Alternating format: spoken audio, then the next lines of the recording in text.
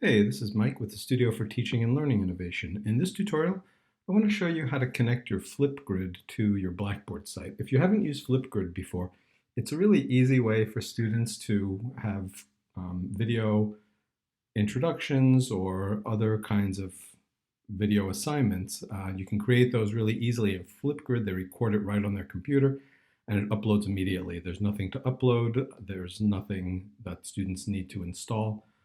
So it's really simple. And so what you do is you create an assignment in Flipgrid for students to respond to you, and then you can embed that into a Blackboard site. And here's how you do that. I'm going to log in with my Google Suite login. And I'm just going to use my email.wm.edu account for that. I'll probably need to log in through CAS when that happens. Oh, no, it logged me right in. So now let's say I wanted to embed this grid into my Blackboard site, the RPSS greetings.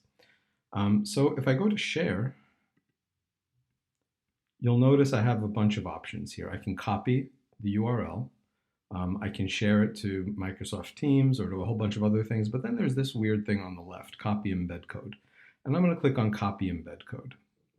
And that's all I have to do. It's copied the code. It seems like something's going to happen, but the code has been copied. So I'm going to close that. So here's a Blackboard site that I'm in, and I want to create that Flipgrid assignment as the landing page, the first page. So what I'm going to do is I'm going to go to the plus up here to add a content area, and I'm going to add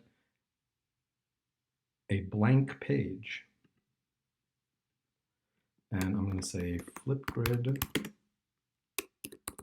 assignment 1. And I'll make that available to users, and I'll click submit. So here's that blank page.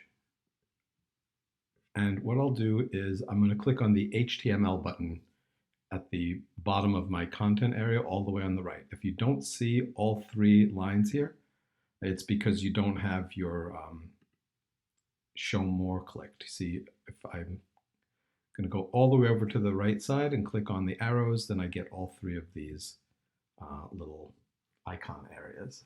And I'll click on HTML code. And remember that code that I copied from the grid? I'll show you again. I go to share, and I'll click on copy embed code. And now I'll go to the place where I'd like to stick it, and I will, remember, go to HTML, and I'll click paste, and I'll paste that in there. And you see I get this nice little code here.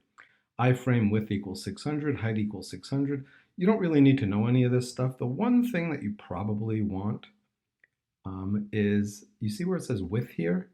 You don't want 600 because it's going to be small. I'm going to say 100% because 600 means pixels. And if I say 100%, then it's going to take up the entire size of my page. So I'll leave height as 600. I mean, you could make that whatever you wanted to, but I don't know, let's make it 800 for the heck of it. And now I'll click on update. And now you see I have this yellow box. That means that everything is done. I can add some attachments or do some other things, but that's all I really need to do, and I'll hit submit. Now, if you'll notice, it still looks really weird. And if I go down to the menu area of Flipgrid Assignment 1, if I click on that, that's what I see. But that's not what the students are going to see. If you want to see what the students are going to see, you have 2 options. You can either turn edit mode off, and that'll show you the page, and then there's the page. So now you see you say hello on Flipgrid. I can respond to that, and here's Sasha Prokhorov has responded, and I can just click on the plus, and then I can respond to it as well. Or I'm going to turn edit mode back on. You can click on student preview mode. And then in student preview mode, if I click on the Flipgrid assignment, then you'll see there's the whole thing. A page works differently than other content areas. You can't be in edit mode on to see the actual page because it just takes you to the editing area of the page. But that's fine. Students will see it like that, and you can always turn edit mode off when you need to. And that's how you embed a Flipgrid directly into your Blackboard site.